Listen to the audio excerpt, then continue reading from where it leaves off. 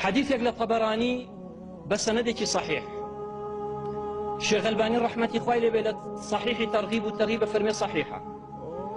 ابن عباس فرمي بيغمبر صلى الله عليه وسلم فرمي: اللهم بارك لنا في صاعنا ومدنا، وبارك لنا في شامنا ويمننا.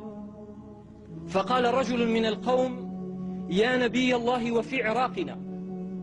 قال: من هنا يطلع قرن الشيطان، إن بها قرن الشيطان وتهيج الفتن وإن الجفاء بالمشرق. أمر ريك باسي أمر عراقي إيمدك. پیغمبر فرمي صلى الله عليه وسلم: خوايا بركت خرق صاع مدي إيموا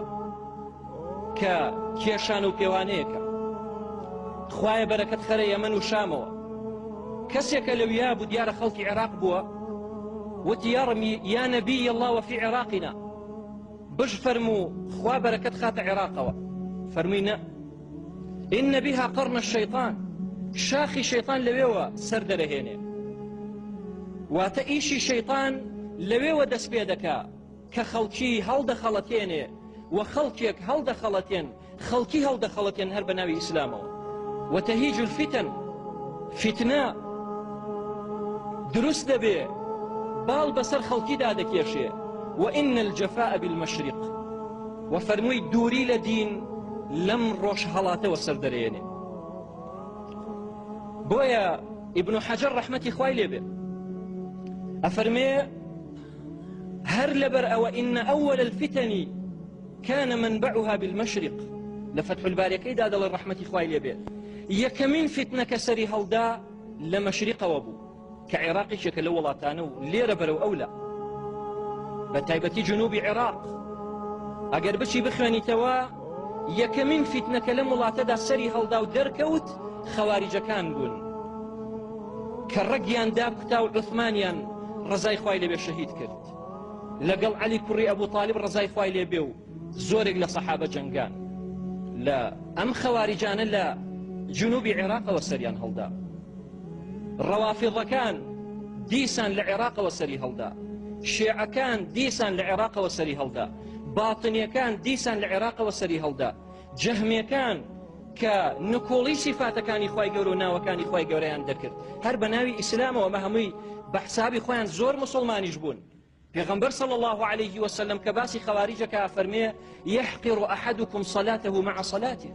يكيق لأيوة كنيجكا لتشاو أوانيا كدرست بن نيجكي خوي بكم سيركا الله جا من چي مكردوا بو إسلام لكاتيك أمانة سريان بسجد والرشدوا. بلا ما فرمي: يمرقون من الدين كما يمرق السهم من الرمية. لإسلام درچن لدين درچن وكو چون تير لكوان درچن ناقررتوا. وابن حجر فرمي رحمتي خوای لێ بێ يكمن فتنة سرچاوكي لم مشرق وسري هلداوا، سرچاوكي ليروا سري هلاوا، فكان ذلك سببا للفرقة بين المسلمين. أم فتنة يبو خوي بوته هو كارك كمسلمانا بجبج بون، مسلمانا بجبج بون بحفتا ودوكم الله كأم حفتا ودو تيقرايان پیغمبر فرمي صلى الله عليه وسلم بناوي إسلامون ولم أمته وسردركا ودو زخشنو أهلي آقرن. بويا فرمي: وذلك مما يحبه الشيطان ويفرح به. أم فتنة جويك الشيطان بيخوشا، الشيطان هميشا أيوي أجاوب خطا نيوان دوانوا هر لمزقوتك إيشي أويا شجاي لدروي مزقوت شجاي لناو مسلمانان. پیغمبر فرمي صلى الله عليه وسلم: لتسوون صفوفكم أو ليخالفن الله بين وجوهكم. أم حديث الله صحيحين هاتو بخاري مسلم كاتك بيجنجي دكر سيري دوا ويكري فرمو سوين بو خوايا سوين بيت يانا وتا صفا كانتان ريكو برادة قرن يانا وتا خواي قرر بغزو قينا خاتني وان دلا كانتانو. صحابة دا فرمون: فكان أحدنا يلزق منكبه بمنكب صاحبه. يكيق ليه مشاني بشاني براكيه وبو لنيجا، وقدمه بقدمه قاتشي بقاتشي وبو، وكعبه بكعبه قلبيشي بقلبي براكيه وبو. تا الشيطان نتشب نيوانيانا. أمر أم حديث صحيحة قريته وبو مسلمان كإمام بخاري بابي بودانا وباب إلزاق المنكب بالمنكب والقدم بالقدم.